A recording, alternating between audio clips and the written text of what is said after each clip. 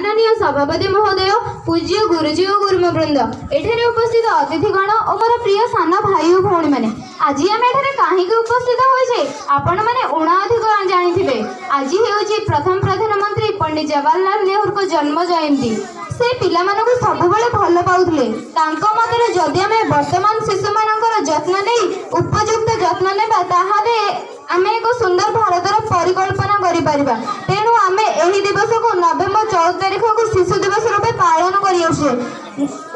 1899 मसीहा नवेम्बर मास 14 तारिख दिन अल्लाहाबाद आनंद भवन ठारे पंडित जवाहरलाल नेहरू जन्म ग्रहण करथिले।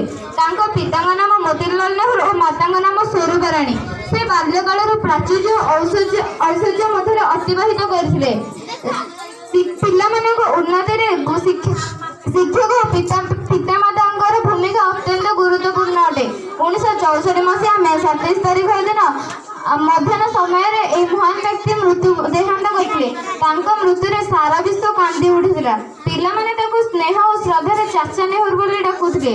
आज आम शिशु दिवस रे संकल्प नेबा जे पितामाता और गुरुजन मानकु सबुबेले सम्मान देबा।